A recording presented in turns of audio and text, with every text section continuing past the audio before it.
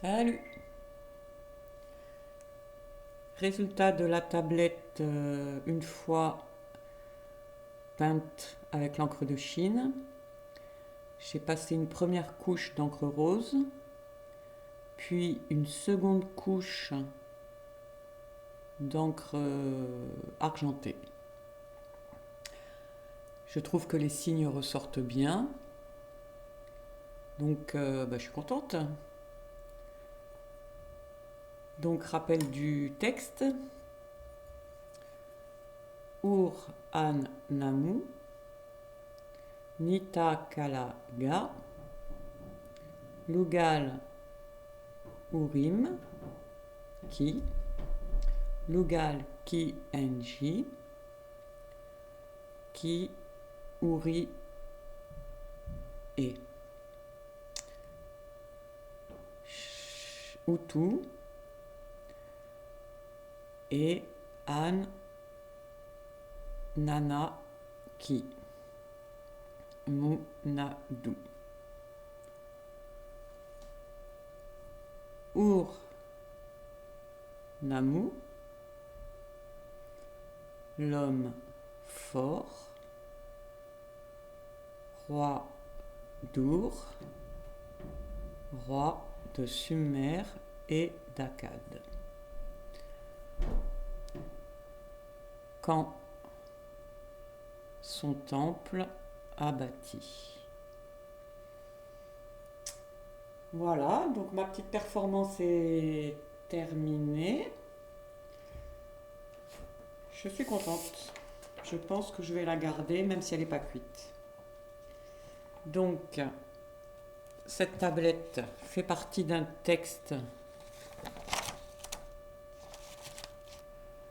qui a été retrouvé à Our.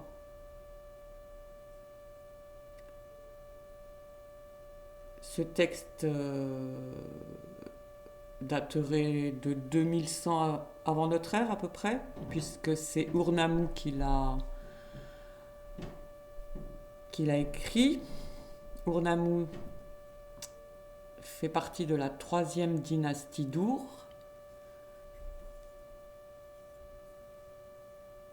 Et pour ce qui est du texte, donc il fait référence à Gilgamesh. Moi j'ai commencé la tablette sur cette ligne-là. Et donc c'est un texte votif pour le temple de Gilgamesh. Gilgamesh qui a vécu plutôt vers 2600 avant notre ère. C'est un roi post-déluvien, après le déluge. Voilà. Et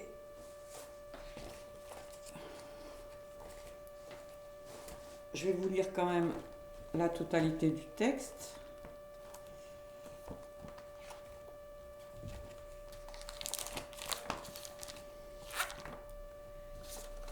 Si je retrouve la totalité de la traduction. À Gilgamesh de Endimjig,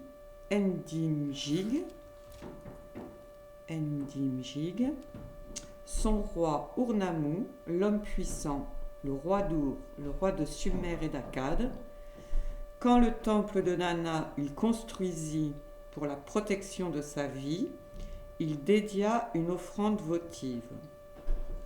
L'homme qui cette inscription effacera, Gilgamesh puisse-t-il le maudire. Voilà. Rappel des compositions des textes de l'époque d'Ur-Nammu.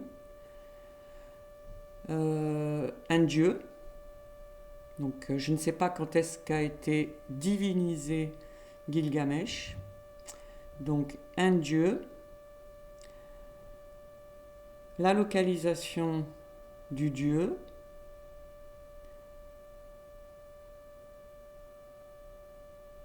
un roi, un homme fort. On retrouve tout le temps un homme fort. La contrée sur laquelle le roi régnait. Un nom de temple dédié à une étoile. Là, en l'occurrence, la lune. Nana, c'est la lune. Et Abati. Voilà, c'est sur ce genre de texte que j'ai appris le sumérien. Voilà, je suis ravie. Merci.